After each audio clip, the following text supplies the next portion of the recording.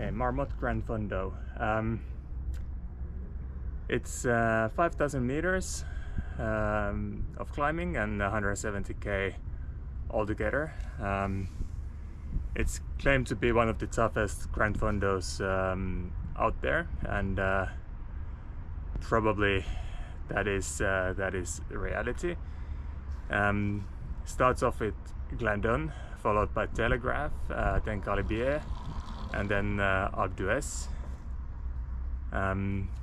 So I'm actually shooting this after the race, and thought I'd just sort of give my version of how it went. The day starts out of Bourg-Croissant.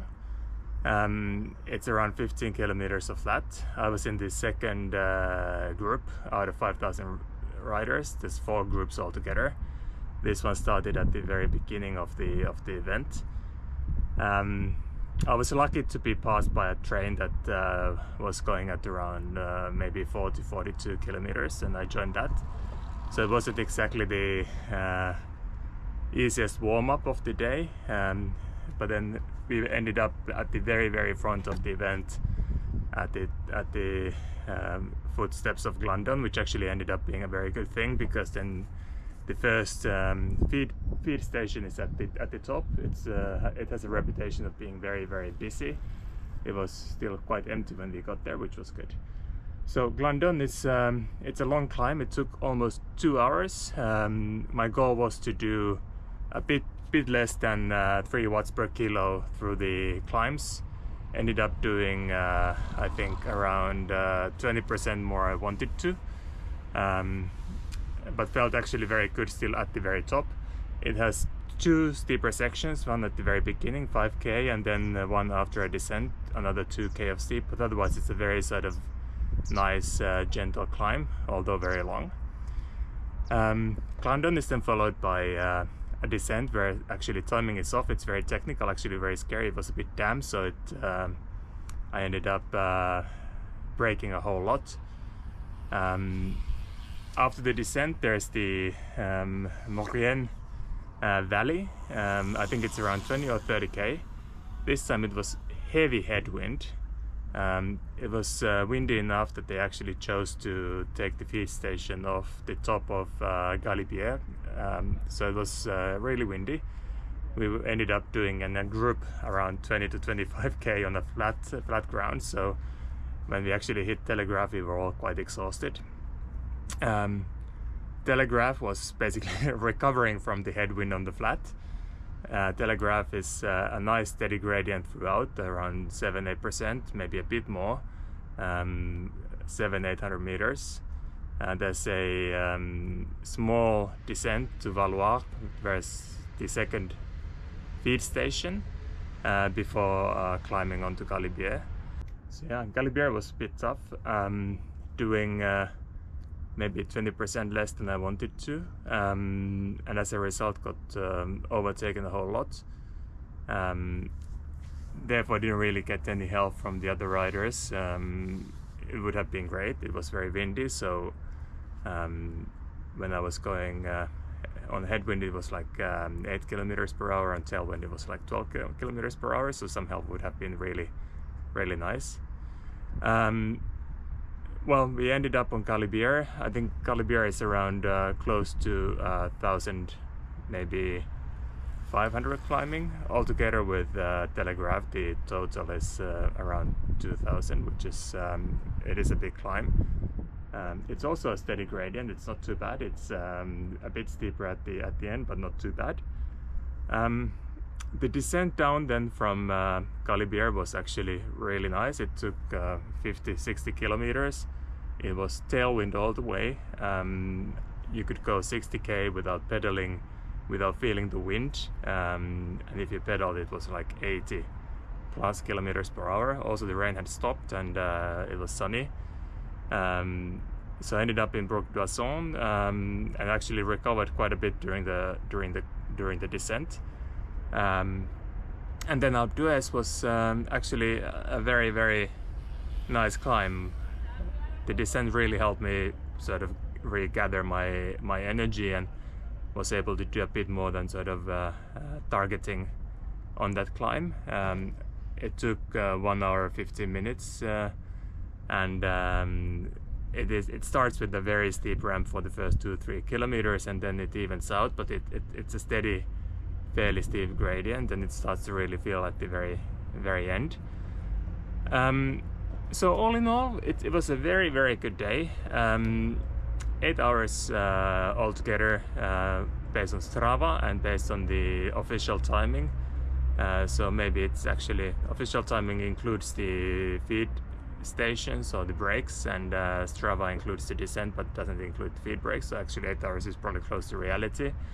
It's a massive day, to be clear. But with that sort of effort, ended up being in the top 20%, which I was really happy about. My average or normalized watts were a bit below 3 watts per kilo, so it's not, you know, outrageous what it takes to complete that in good time. But yeah, all in all, I was very happy with the whole event. Very well organized, a very nice route, and a lot of good riders out there. And then if you watch to the very end, I'll show a bit sort of on my training and on my gear, some interesting insights there. The day has come. Here we are at the start line for Marmotte, Gran Fondo 2024. 5,000 meters of climbing, 170 kilometers to go. A lot of people, good weather, a bit of rain forecasted, or actually a thunderstorm forecasted for the afternoon.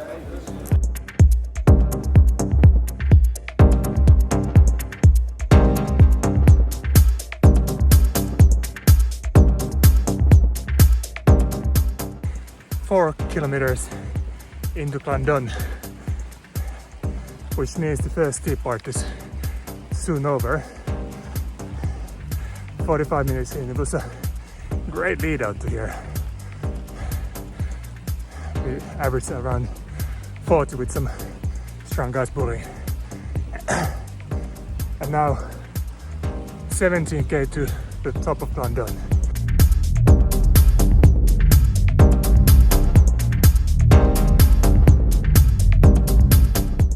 5 to go to the top of the Glandon. Should be a nice cruise, a good bunch, doing some pulling.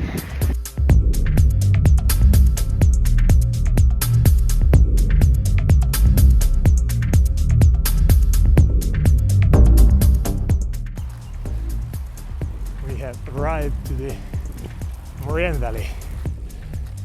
About a K and a half to go to top of the Telegraph. People going past like crazy. Really good cyclists out here. I'm pushing around 220 watts, which is close to 3 per kilo for me. People just are flying by.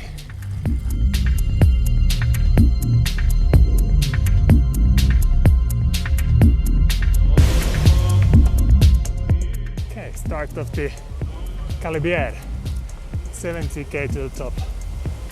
This is the Valoir feed zone, halfway point in terms of climbing and way above halfway point in terms of kilometers. 4 hours a bit above, 99k, 2,600 meters. All the French delicacies here on offer.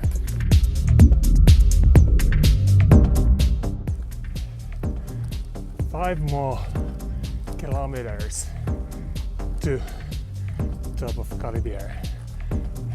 I must admit, Calibière is definitely worth its reputation. 2 more K to go and it's starting to hurt.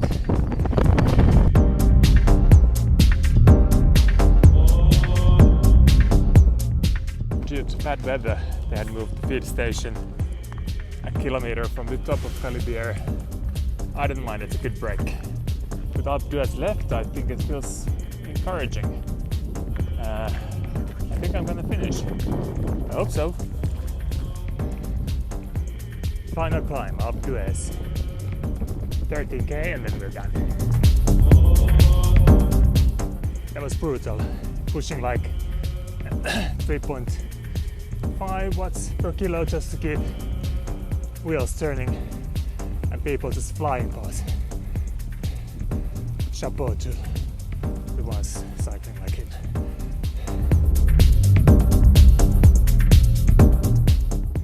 Goal in sight.